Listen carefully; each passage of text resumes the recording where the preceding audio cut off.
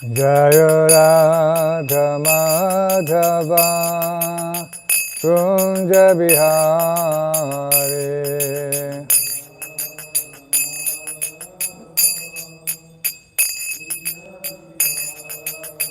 Jaya Radha Madhava Kunja Bihari.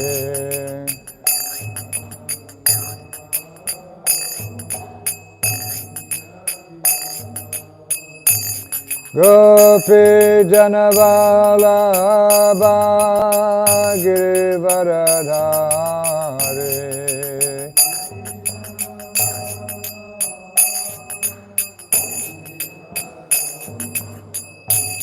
Gopi Janavalabha Girivaradhari.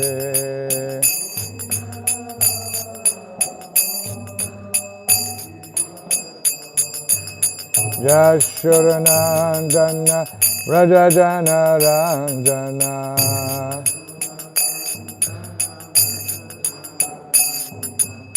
Yashodanandana Rajajana Ranjana.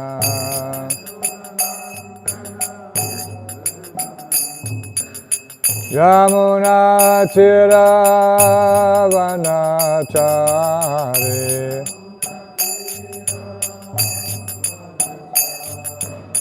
Yamuna Tiravanachari.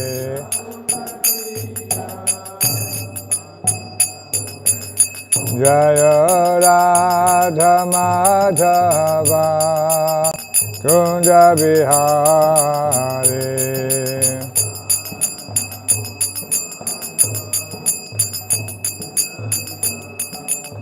Jaya Radha Madhava Kunja Bihari.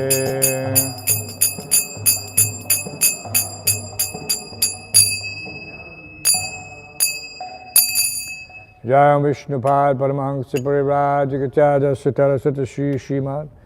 His Divine Grace Abhaya Charanavindra Bhaktivedanta Swami Prabhupada Ki. Jaya Nitya Lila Bhavishta Om Vishnupad Paramahansa Parivrajikacharya Sutara Sutta Shri Śrīmad. Divine Grace Srila Bhakti Siddhanta Saraswati Thakur Goswami Prabhupada Ki. Ananta Koti Vaishnavadinta Ki. Namacharya Srila Haridas Thakur Ki. Prem se kaho Shri Krishna Chaitanya Prabhu Nityananda Shri Advaita Shri Gadadhar Shri Vasadi Gaur Bhakta Vrinda Ki. Shri Shri Radha Govinda Gopinath Shamakunda Radha Kunda Giri Govardhan Ki. Shri Vrindavan Dham Ki. Shri Mayapanavadip Dham Ki. Shri Jagannath Puri Chaitra Dham Ki. Gangamai Ki. Chamunamai Ki. Bhakti Devi Ki. Srimati Tulsi Maharani Ki. Samaveda Bhakti Vrinda Ki. Gaur Premanandi. All glory to some devotees. All glory to some devotees. All glory to some devotees. All glory to Sri Guru, Sri Gauranga and Srila Prabhupada. Namo Om Vishnupadaya Krishna Prasthapatuli Śrīmad Bhaktivedanta Swami Niti Namaste Saraswati Gauri Pachaya Nirvase Srinivada Pasachya Stani.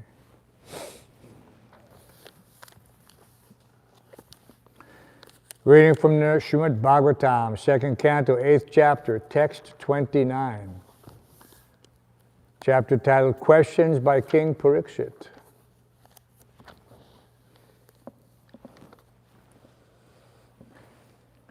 Yad yat Parikshit Rishabha. Yad yat Parikshit Rishabha. Pandunam Anupritchati. Pandunam Anupritchati. Anupurvyena Tatsarvam. Anupurvyena Tatsarvam. Akyatum Upachakrame. Akyatum Upachakrame. Yad yad Parikshit Rishabha. Pandunam Anupritchati. Anupurvyena Tatsarvam. Akyatum upachakrame. Please chant. Yadyat parikshit rishabha Pandunam anupritchati Anupurvyena tatsarvam Akyatum upachakrame.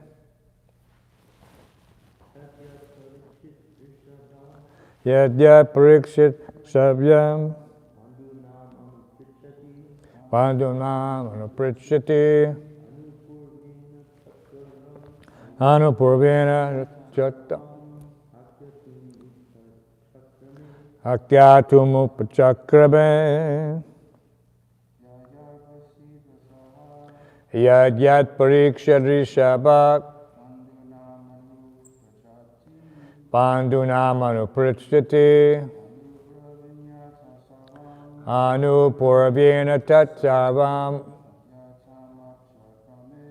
Akyatum upachakrame. Anyone else? Yat whatsoever Parikshit the king, Rishabha the best, Pandunam in the dynasty of Pandu, Anupritchati goes on inquiring, Anupurvyena the beginning to the end, Tat all those, Sarvam fully, Akyatum to describe, Upachakrame he just prepared himself. Translation and purport by His Divine Grace A.C. Bhaktivedanta Swami Prabhupada. Maharaj, he also prepared himself to reply to all that King Parikshit had inquired from him. Maharaj Parikshit was the best in the dynasty of the Pandus, and thus he was able to ask the right questions from the right person. Please repeat. He also prepared himself to reply to all that King Parikshit had inquired from him. Maharaj Parikshit was the best in the dynasty of the Pandus, and thus he was able to ask the right questions from the right person. Purport. Maharaj Parikshit asked many questions, some of them very curiously, to know things as they are. But it is not necessary for the master to answer them in the order of the disciples' inquiries, one after another.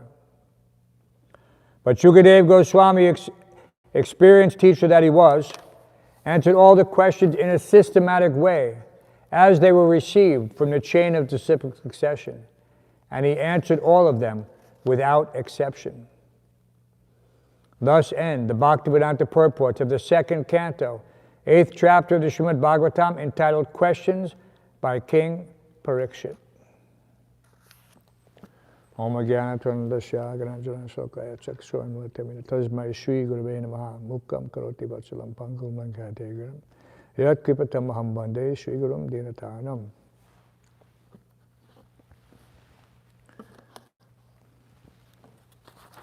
This is a very nice chapter, Questions by King Parikshit. We understand that these great souls, some of whom are Mahajans, they're asking these questions on behalf of the population at large. Later this Bhagavad Saptaha was commemorated by the sages at Naimisharanya.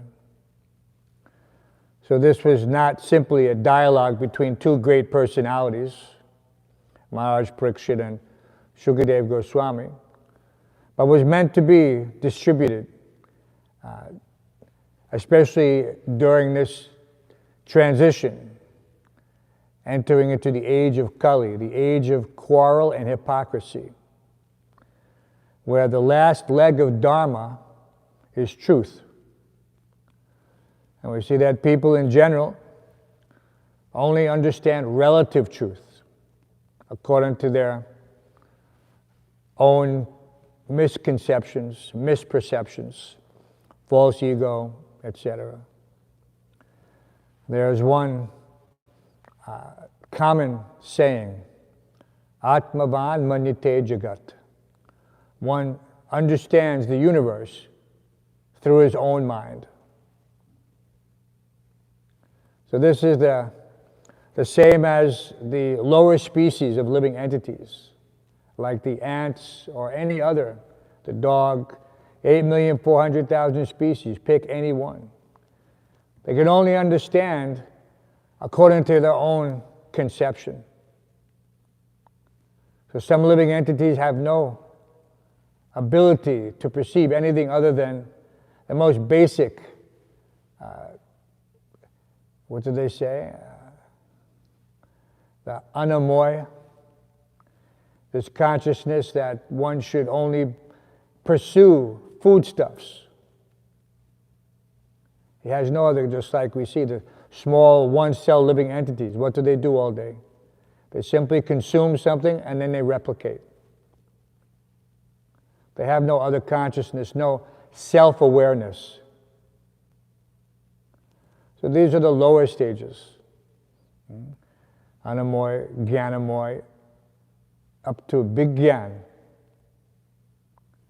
A human being is supposed to have the ability to understand things as they are, not simply according to his own limited mental faculties, his own limited intellectual capacity, but through purification. He is able to please the Supreme Personality of Godhead, who will reveal within his heart, Sarva Sitaham Riddhi Sanivishto Matak Smrtiya Gyanam Aponam Cha. Because the Supreme Lord is situated in every living entity's heart, even in those one-celled animals. The heart is not simply this beating mass of muscle. In those one-celled animals, there is no detectable presence of a so-called heart. They have a nucleus. But yet the living entity and the supersoul are present there. So we can understand that as the consciousness evolves, the living entity gets greater and greater facility to understand things as they are, culminating with the human form of life, which is the only form of life capable of self-realization. So this is a great benediction. And it should not be wasted in simply eating, sleeping, mating, and defending, which is the common attributes of all living entities. So here we see that Maharaj Parikshit being confronted with ultimate death. It's like they use the term when a person has cancer and there's no chance for survival. He is called terminal patient. Death is inevitable. Nothing can be done. Simply a matter of time. So actually this is the nature of every living entity. For one who is born, death is certain. And for one who has died, birth is certain. So understanding these truths, one should be intelligent only to seek after his ultimate self-interest, by which he can cross over the ocean of birth and death. And every philosophy has some conception of existence after death, most philosophies. Animalistic atheism has no conception of life eternal They simply see things and accept things only whatever is tangible. They have no real intellectual capacity. Even though this intellectual capacity, which can be purified through the chanting of the holy name, which can awaken this dormant love for God, they don't care to exercise. You see, we approach them sometimes to take a book in there. No, I don't believe in that. Not a question of belief. Do you believe in birth? Do you believe in death? How about old age and disease? Do you believe in those things? They're inevitable. So death is inevitable. And so that means that they accept that there's nothing beyond this material existence. So this is just like the child who only understands that which is visible to his eyes and understandable by his limited intelligence. And we chide such persons as being childish because they can't exercise purified intelligence, because they don't know how to achieve that state of consciousness. Harinam, Harinam, Harinam eva kevalam kalo nasyeva nasyeva nasyeva gati anita. In this age of Kali, there's only one means of deliverance. Only one. To chant the holy names, to chant the holy names, to chant the holy names. But even then, such a simple process, some people will not take it seriously. Their consciousness is clouded by their own misconceptions, false ego. So they fail to achieve that which is right at hand, just because they won't take the opportunity to exercise the Trinadapi Sunichena Taropi Sahishnuna Amanina Manadena Kirtaniya Siddhari. We're chanting these prayers every morning. And one should be humble. One should be tolerant. He should see things from that perspective, that who am I? I am simply a, what is that even famous Christian hymnal? I was lost, but now I'm found. But you cannot find that which you don't know what you're looking for. So therefore, these great teachers give us these examples. So we have Sukadeva Goswami and Parikshit Maharaj expounding and expanding the philosophy just suitable for the denizens of Kali Yuga. Prior to that, it was not necessary. Everyone was practically self-realized from his very conception. They had in different ages, different methods, but it was guaranteed. It wasn't hit and miss. That's why it's described in the Bhagavad Gita. Krishna is telling Arjuna, Neha Vikrama Nasasti, there's no loss or diminution. And a little advancement saves one from the greatest fear. Because in Kali Yuga, we need some impetus that we should at least begin the process with the encouragement that there's no loss.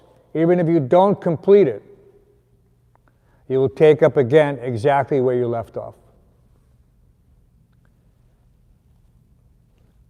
But intelligent persons don't want to procrastinate.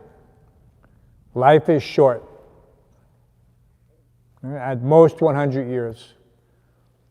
Prabhupada describes how the time of the living entity is wasted from birth till youth in playful sporting activities and some rudimentary education, after which a person becomes married and spends another 25 years in hard work earning in order to maintain the household.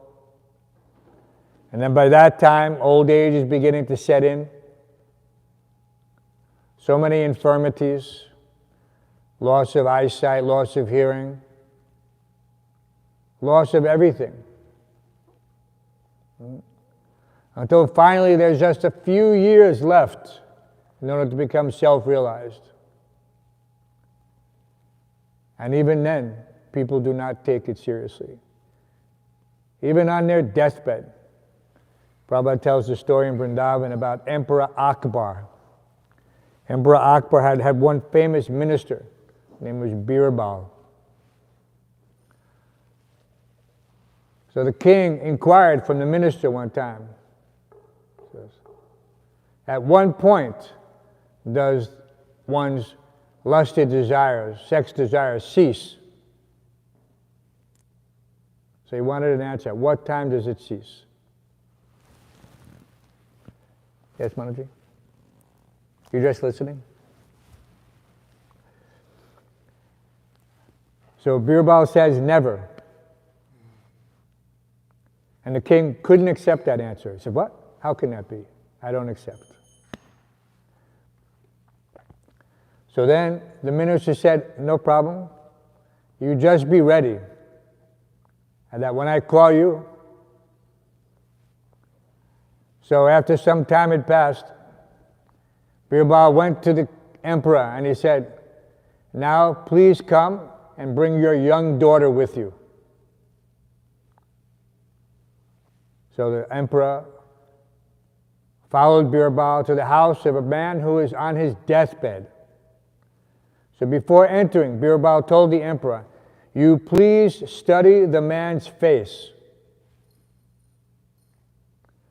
So they opened the door, they entered, and even though the king, the most important personality in the kingdom, the emperor, not just the king, the emperor, came in, the man in the deathbed, his eyes immediately went to the face and form of the young daughter. This way the emperor understood, yes, this lusty desires never cease, even on the deathbed. So this is the nature of the material world, how stringent these four problems, birth, death, old age, and disease, and this inability to free oneself from one's lusty desires, eating, sleeping, mating, and defending. He cannot. Unless he has the higher taste, unless he has developed that taste, which allows him, through humility and service, to take shelter of the holy name of the Lord and clasp tightly to the lotus feet of Radha Govinda. Otherwise, the materialist is thinking this is just some ritualistic tradition, some substitute for genuine intellectual pursuit, for neophytes who cannot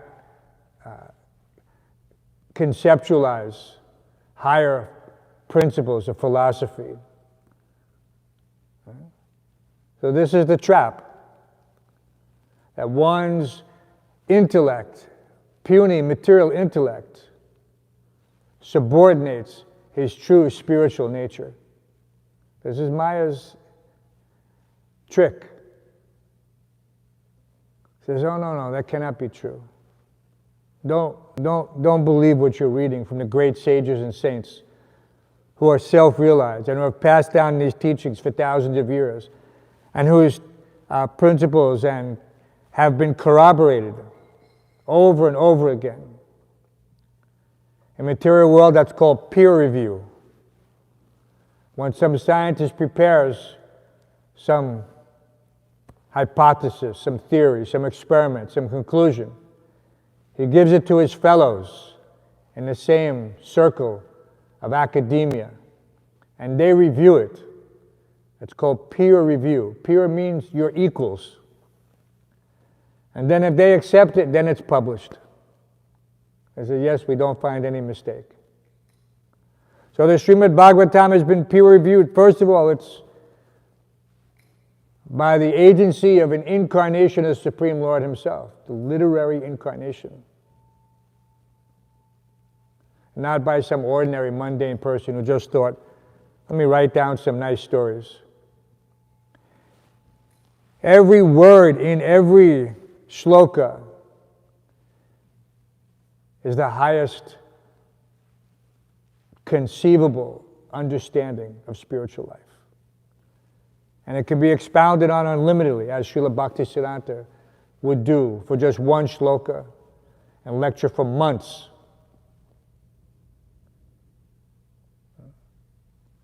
So this is for someone who is self-realized, there is nothing unknown to him. And for one who is not realized, who is not a devotee, everything is hidden to him. Even though it is right in front of him, he cannot understand, he cannot appreciate. Because he sees things through the lens of his material mind and false ego.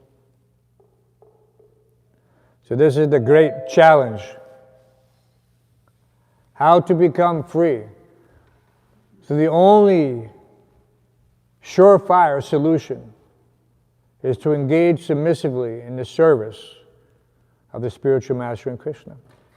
Because nothing else can purify the heart. Nothing else. As long as one is thinking that he's something other than a servant of Krishna, then self-realization remains far away. He has to develop that attitude. Gopi Bhartu Padakamalayur Das Das Anudas. He has to think, servant of the servant of the servant. But that takes practice. You know, if one is thinking, no, I cannot do this service. This is beneath my station. Beneath my station means I am a Brahmana. This is Shudra work. I cannot do that. This is labor class work. I cannot do that. I'm a Kshatriya. I cannot do this work. That's for the mercantile class. I cannot do that. So the devotees have no such inhibition. It doesn't matter, regardless of what status of life they're in. Atak pumbir dvija shrestha varnashrama vibhagasaha sunustatasya dharmasya sangsiddhya haritoshanam. Doesn't matter if one is thinking that he's a Brahmin. Dvija shrestha. Dvija shrestha means Brahmin, twice born. It doesn't matter what he's thinking with regards to the varnashram. Varnashrama vibhagasaha. If he's thinking I'm Brahmin, I'm Kshatriya, I'm Vaishya, whatever he's thinking. If he doesn't commit to serving the Supreme Personality of Godhead, swanustatasya dharmasya.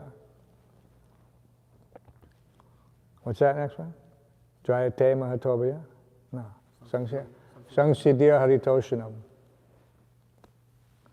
Sangsiddhya haritoshanam. Haritoshanam means to please the Supreme Lord. Hari. Toshanam means to please, satisfy. And Hari means Krishna.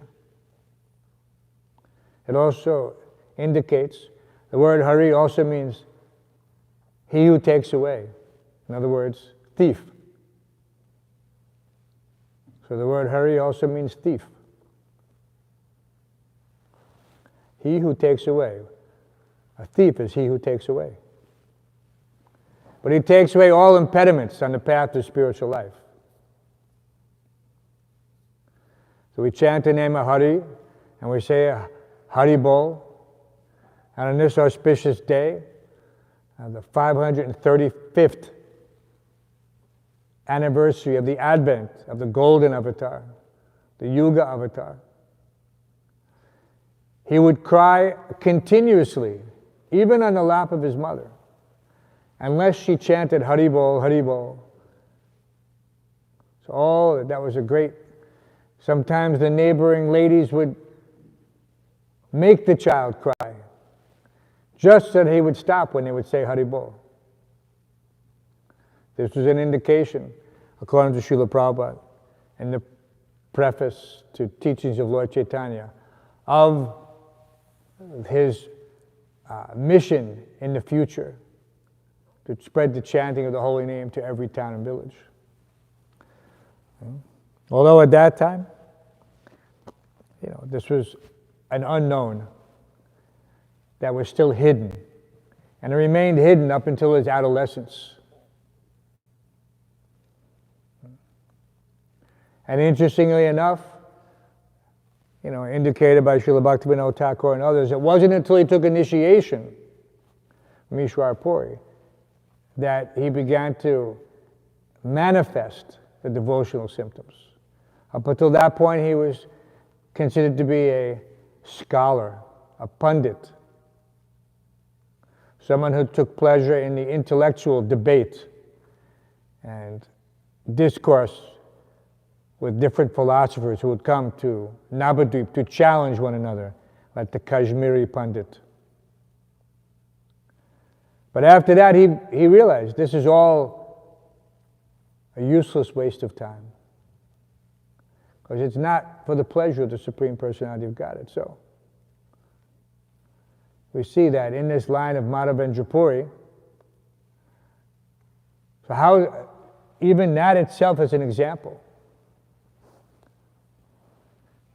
that taking initiation in this illustrious parampara,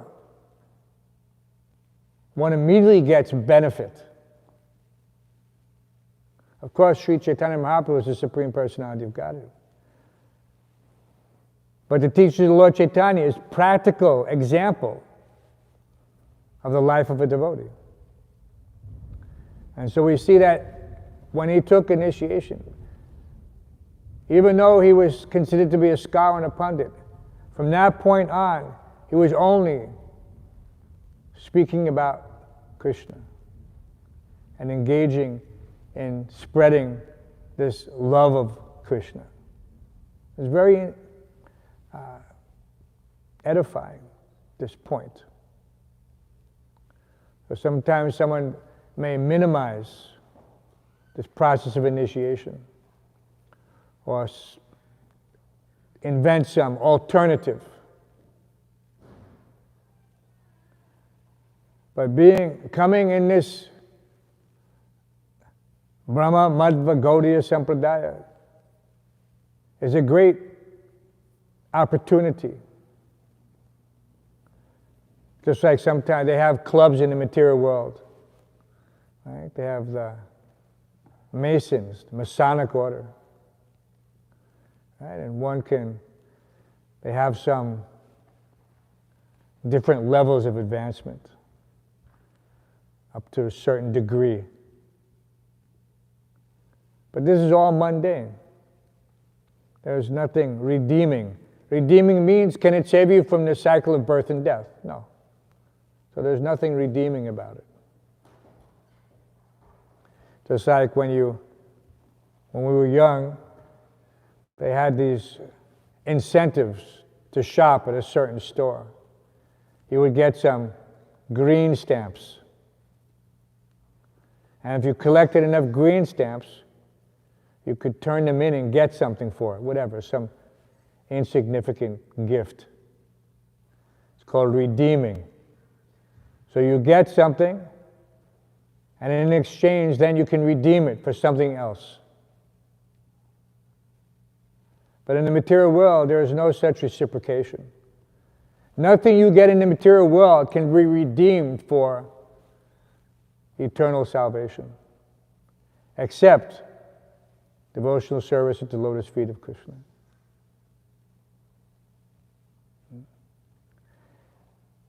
So therefore, we have to concentrate on this endeavor. There are so many analogies. There are too many, too numerous. The fact is, for those who are in this line, we have everything very clearly. One devotee was circulating that famous diary entry of Srila Prabhupada in 1966, how in one sense it seemed that he was lamenting. But we know that for the self-realized soul, there's Brahma Bhuta Prasanatma na Sochiti na Kankshiti. There's no lamentation, there's no hankering. This is mundane. But for our benefit, he was describing that even though he was celebrating Gaur Purnima alone in 1966, he said he was prepared to be in hell to follow the orders of his spiritual master. He didn't mind.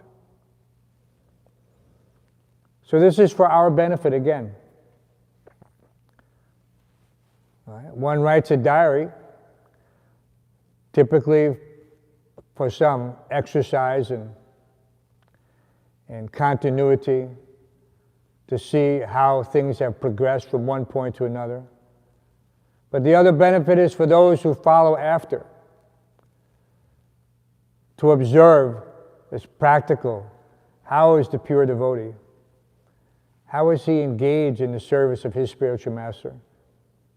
And we see that very clearly. Prabhupada's determination, infallible, unbroken, uninterrupted. Right? This is the definition. Ahoitakiya pratiyataya yatma suprasidati. This is the definition of devotion. It is not that we imitate simply by the way someone dresses or walks or talks or sits. That's there. They say that imitation is the highest form of flattery. But at the same time, there's those 2 points about following and imitating. Anusara and anukara. So one has to follow, not simply imitate. It is not enough to look. Prabhupada would condemn that. He would call it show bottle. Don't be a show bottle devotee. Show bottle means an empty bottle, only for display. It looks like it's got the same label on it. It looks exactly the same, but it's filled with water. So it has no potency. So we should not become show bottle devotees, simply for the sake of puja, pratishta, some profit, distinction, or adoration. This will not help us. This will not help anyone, because you will have no potency. A Vaishnava is known by how many Vaishnavas he makes. This is a clear point. There's like a person who is a master craftsman. How do you know that he's a master craftsman? You look at his work and you see how expertly it has been made or constructed. Sometimes you cannot even understand, how is it possible a person is so expert? It's like when you watch someone who's a glass maker. This ancient technique, since time immemorial, nothing's really changed. They heat it up, they have their special formula to make the silica, and then they heat it up until it's molten, and then they blow into it with a long pipe. Simultaneously, they're shaping it while it's still in a malleable, molten condition. And they make such beautiful forms, and you wonder, how is that? But by practice. So in the same way, a preacher is expert how to present the philosophy of Krishna consciousness according to time and circumstances. He knows exactly what to do, exactly what to say. And this is no different from any other master craftsman. But he gets that way by practice, not by imitation. Cannot imitate how to be a glassmaker. You have to do it.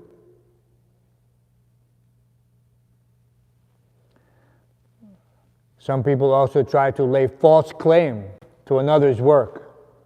It's called forgery. or fraud.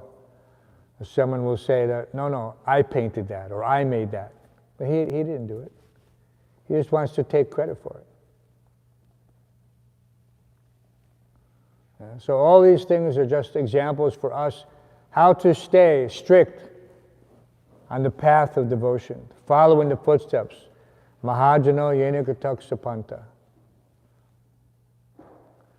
The word path comes just like if you go to India. Avaroha panta. This word panta has been eventually converted into the word path. When you go to India, there are famous roads in Delhi, and one of them is Janpat. So that means the way of man. So many concepts descend from this ancient Vedic literature, both mundane and transcendental.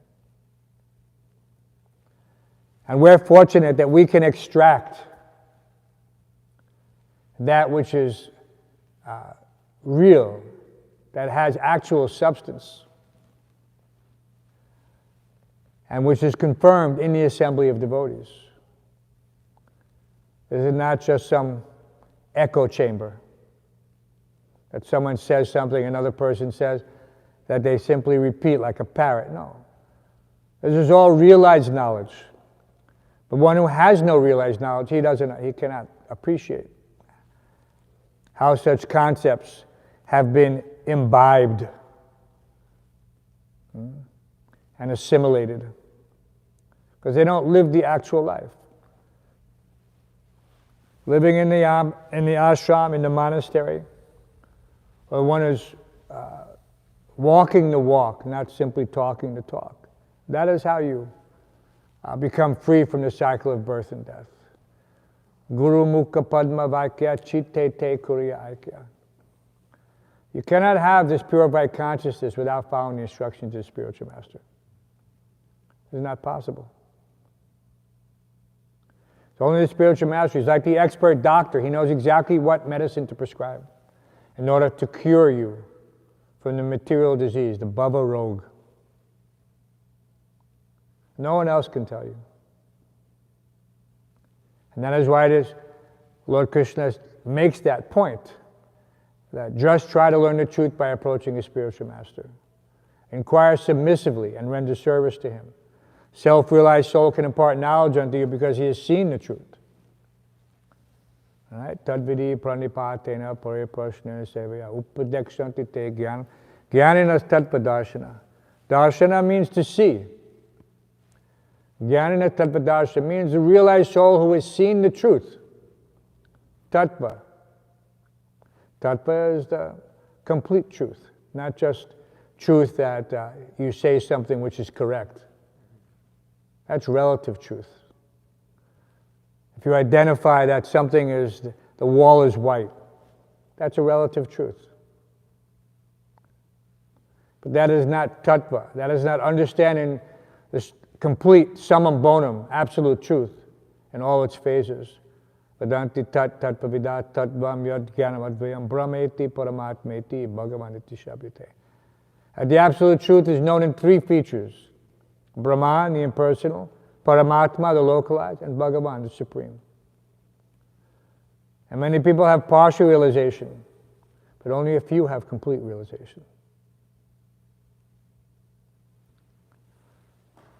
So this, on such auspicious days, it is not simply some historical celebration.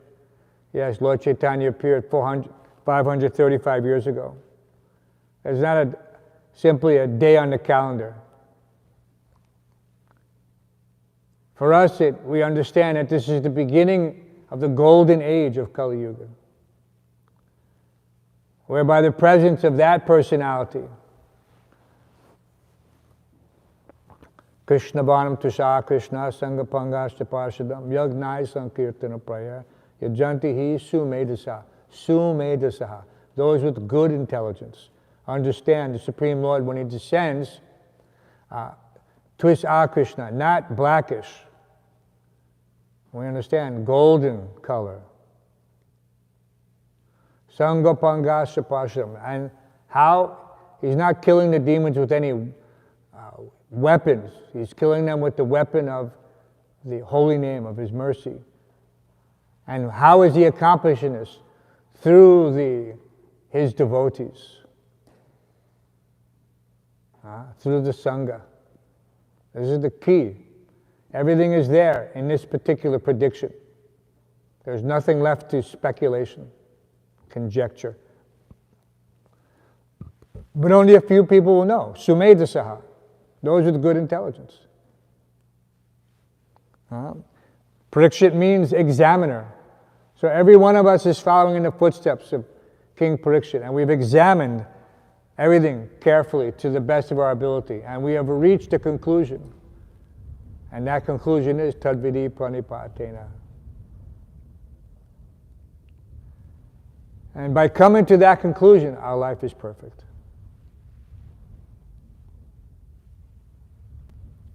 So we're very fortunate that we're here to celebrate, that we can appreciate that 535 years and all of the events in between, especially those seminal events. Which were those? 1896, Lord Chaitanya, Life and Precepts, published by Bhaktivinoda Thakur. Actually completed in 1895, but published in 1896, the year of Srila Prabhupada's birth. The first book in English on Lord Sri Chaitanya Mahaprabhu came to the Western world. McGill University, famous university in Canada. So all these things are great, how can you say, precursors to this Krishna conscious movement. And so that historical event and others like that are what we try to appreciate, not just unless it has direct connection to Krishna, all such historical events are useless. We see sometimes people try to write books on such great personalities as Sri Chaitanya Mahaprabhu, but they're all filled with simply dry events. They can't capture the essence because they don't have the bhakti. This is why he said that even though Bhagavad Gita is spoken by Lord Krishna, no one was able to understand the meaning of Bhagavad Gita until Srila Prabhupada's devotion was infused into the translations and purports.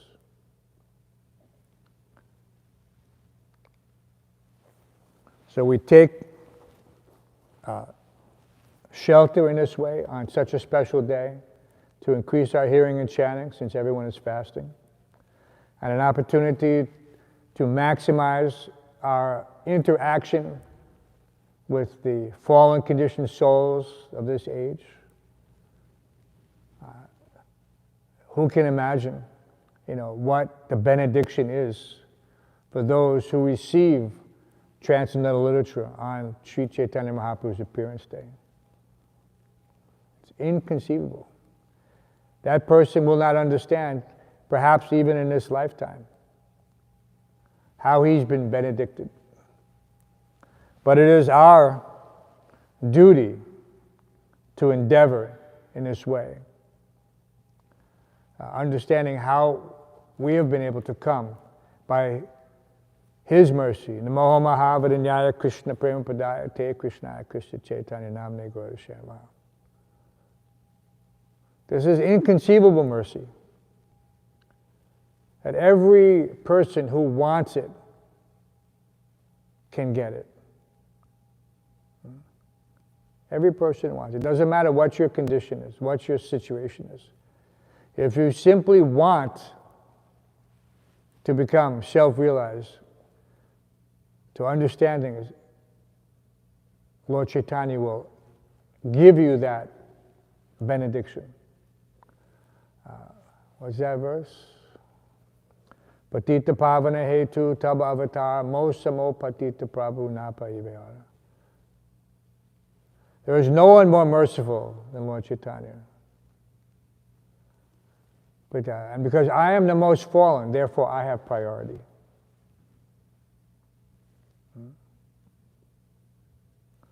So one should think oneself like that. I am the most fallen.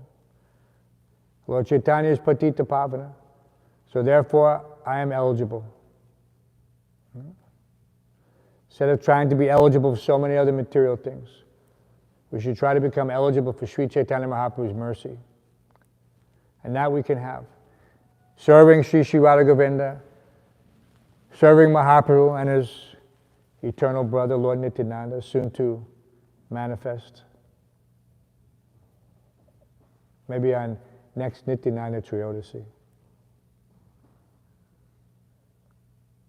Should be a special occasion. So any questions, comments? There's Braj Vilas, so quick with his hand. Braj Mohan. You gotta speak real loud, Braj. I was thinking soon might mean today. No, not today. Like where He's there, he's just invisible to our eyes. At least he's invisible to my eyes, not to Braj Mohan's eyes. Shall I read the translation again? He also prepared himself to reply to all that King Parikshit had inquired from him. Maharaj Parikshit was the best in the dynasty of the Pandus, and thus he was able to ask the right questions from the right person. Right questions from the right person. When one has the opportunity to ask the right question from the right person, this is a great benediction. What's that? Prabhupada has that famous discourse with our godbrother, Brahmatirtha. Perfect questions, perfect answers. Very nice questions, not foolish questions. Questions meant, just like it's described in the Bhagavatam in the first canto, in the second chapter, that these questions, they're suitable. Why? Because they're for the benediction of the entire world. So that's the type of question, which we see, this is continued throughout. That's the whole point. There's no side discussion here. What's the price of potatoes? No. Nothing like that. Nobody's saying, where am I going to sleep tonight? In the forest of Naimisharanya. No. Maharaj Parikshit knows he has limited time. Don't waste time. This is for all of us. Don't waste time. Life is short and getting shorter by the second. Any other questions? Okay, we want to go do some service for the Supreme Lord. Many things, some devotees will be coming to the kitchen to prepare the feast for the guests. Anyone who has extra time, that's practical service. Everyone should hear and chant. Everyone has their tape recorder, you plug it in. Or if they're playing a lecture in the kitchen, listen. Don't think that this is simply an opportunity for a day off. It's a day of intense, practical devotional service. And that will completely satisfy the self. Ye atma suprasidati. Completely satisfy the self. And isn't that what we all want? Don't we want to be completely satisfied? Everyone is looking. But everything is momentary. The highest pleasure in the material world only lasts for a few minutes. Right? So that should be an indication for an intelligent man. And why do I have to keep indulging like this? What's the point? Where's the eternal, lasting pleasure? Doesn't have to be sought after with such great endeavor and then result in such great disappointment.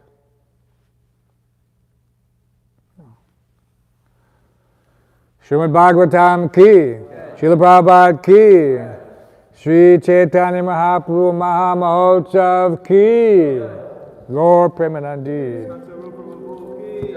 All glories to the assembled devotees.